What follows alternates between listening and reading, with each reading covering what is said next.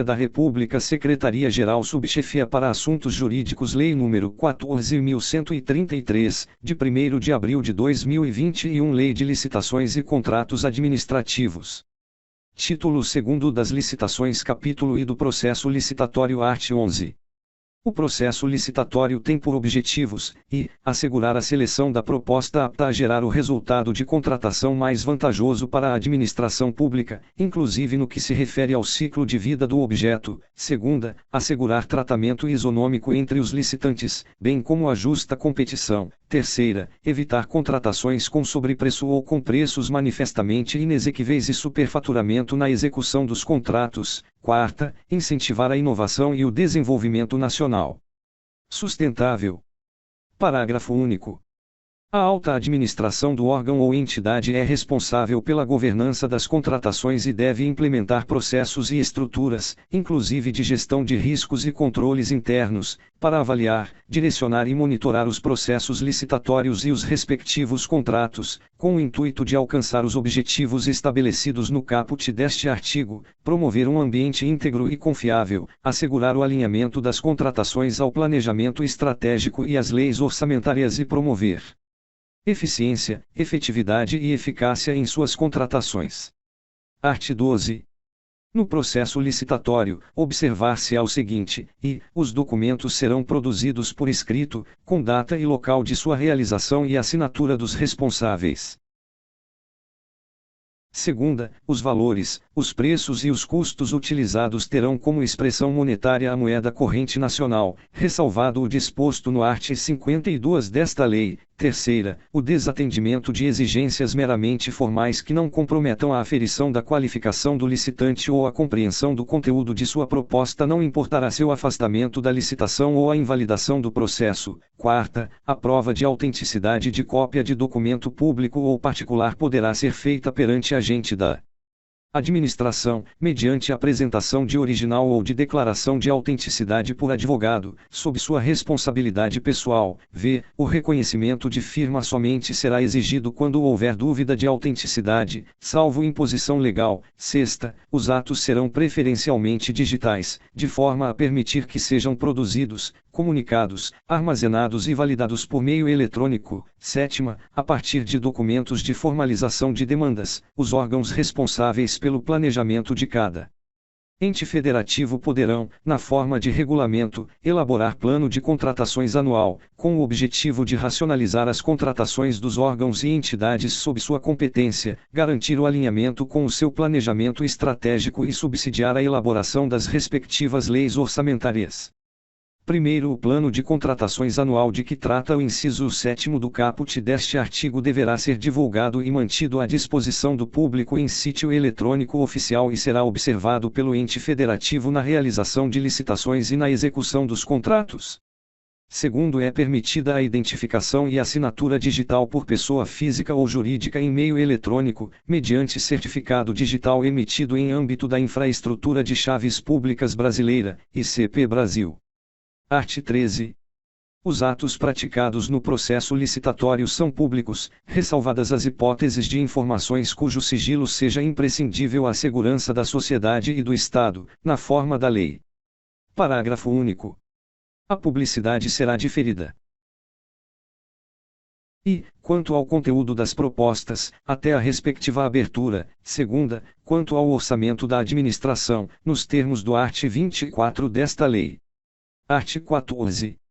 Não poderão disputar licitação ou participar da execução de contrato, direta ou indiretamente, autor do anteprojeto, do projeto básico ou do projeto executivo, pessoa física ou jurídica, quando a licitação versar sobre obra, serviços ou fornecimento de bens a ele relacionados. Segunda, empresa, isoladamente ou em consórcio, responsável pela elaboração do projeto básico ou do projeto executivo, ou empresa da qual o autor do projeto seja dirigente, gerente, controlador, acionista ou detentor de mais de 5% do capital com direito a voto, responsável técnico ou subcontratado, quando a licitação versar sobre obra, serviços ou fornecimento de bens a ela necessários. Terceira, pessoa física ou jurídica que se encontre, ao tempo da licitação, impossibilitada de participar da licitação em decorrência de sanção que lhe foi imposta. Quarta, aquele que mantenha vínculo de natureza técnica, comercial, econômica, financeira, trabalhista ou civil com dirigente do órgão ou entidade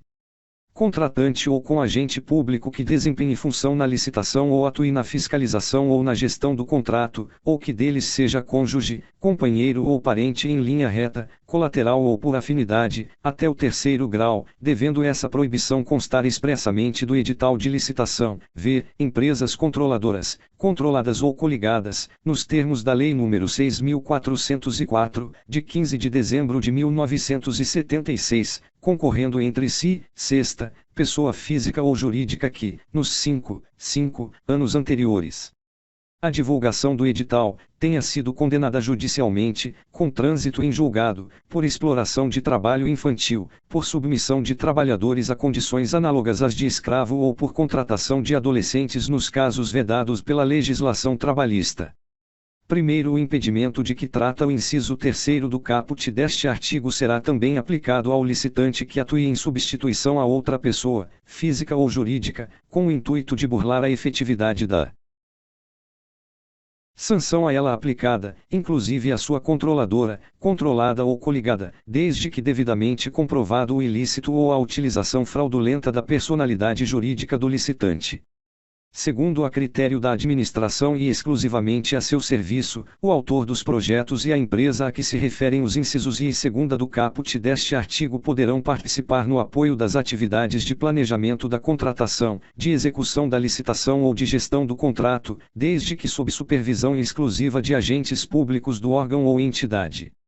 Terceiro, equiparam-se aos autores do projeto as empresas integrantes do mesmo grupo econômico. Quarto, o disposto neste artigo não impede a licitação ou a contratação de obra ou serviço que inclua como encargo do contratado a elaboração do projeto básico e do projeto executivo, nas contratações integradas, e do projeto executivo, nos demais regimes de execução. Quinto, em licitações e contratações realizadas no âmbito de projetos e programas parcialmente financiados por agência oficial de cooperação estrangeira ou por organismo financeiro internacional com recursos do financiamento ou da contrapartida nacional, não poderá participar pessoa física ou jurídica que integre o rol de pessoas sancionadas por essas entidades ou que seja declarada inidônea nos termos desta lei. Art. 15. Salvo vedação devidamente justificada no processo licitatório, pessoa jurídica poderá participar de licitação em consórcio, observadas as seguintes normas: i. Comprovação de compromisso público ou particular de constituição de consórcio, subscrito pelos consorciados. Segunda, indicação da empresa líder do consórcio, que será responsável por sua representação perante a administração. Terceira, admissão, para efeito de habilitação técnica, do somatório dos quantitativos de cada consorciado e, para efeito de habilitação econômico-financeira, do somatório dos valores de cada consorciado. Quarta, impedimento de a empresa consorciada participar, na mesma licitação, de mais de um consórcio ou de forma isolada. V. Responsabilidade solidária dos integrantes pelos atos praticados em consórcio, tanto na fase de licitação quanto na de execução do contrato. Primeiro, o edital deverá estabelecer para o consórcio acréscimo de 10%, 10%, a 30%, 30%, sobre o valor exigido de licitante individual para a habilitação econômico-financeira, salvo justificação. Segundo, o acréscimo previsto no primeiro deste artigo não se aplica aos consórcios compostos, em sua totalidade, de microempresas e pequenas empresas, assim definidas em lei. Terceiro, o licitante vencedor é obrigado a promover, antes da celebração do contrato, a constituição e o registro do consórcio, nos termos do compromisso referido no inciso I do caput deste artigo.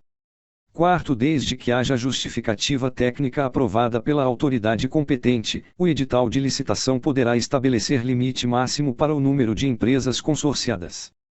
Quinto, a substituição de consorciado deverá ser expressamente autorizada pelo órgão ou entidade contratante e condicionada à comprovação de que a nova empresa do consórcio possui, no mínimo, os mesmos quantitativos para efeito de habilitação técnica e os mesmos valores para efeito de qualificação econômico-financeira apresentados pela empresa substituída para fins de habilitação do consórcio no processo licitatório que originou o contrato.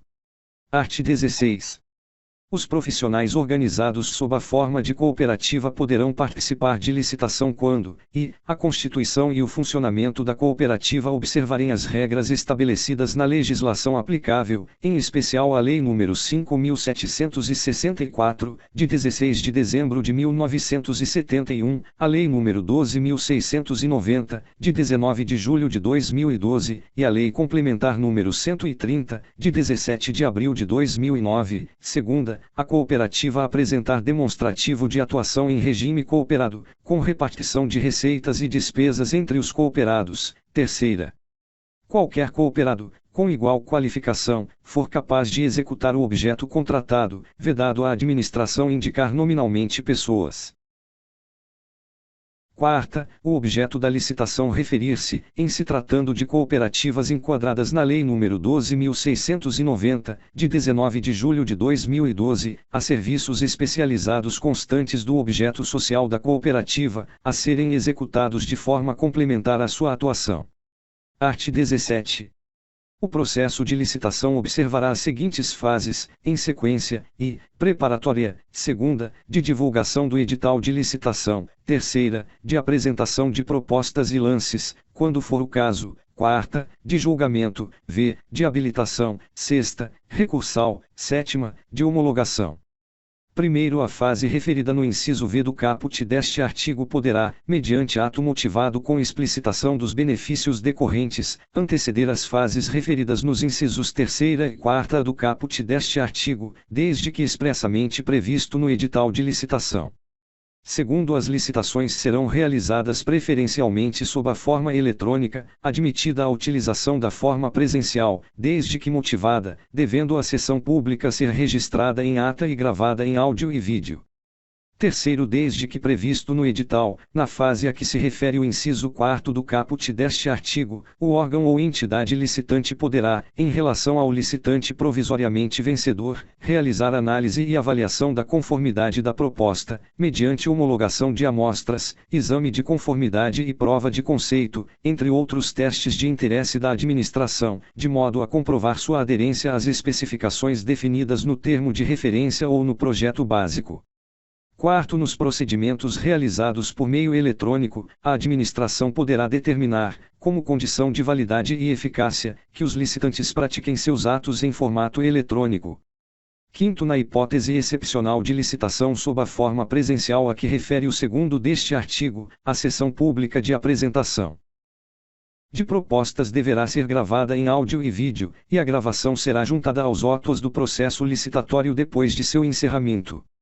Sexto, a administração poderá exigir certificação por organização independente acreditada pelo Instituto Nacional de Metrologia, Qualidade e Tecnologia, Inmetro, como condição para a aceitação de estudos, anteprojetos, projetos básicos e projetos executivos. Segunda, conclusão de fases ou de objetos de contratos. Terceira, material e corpo técnico apresentados por empresa para fins de habilitação.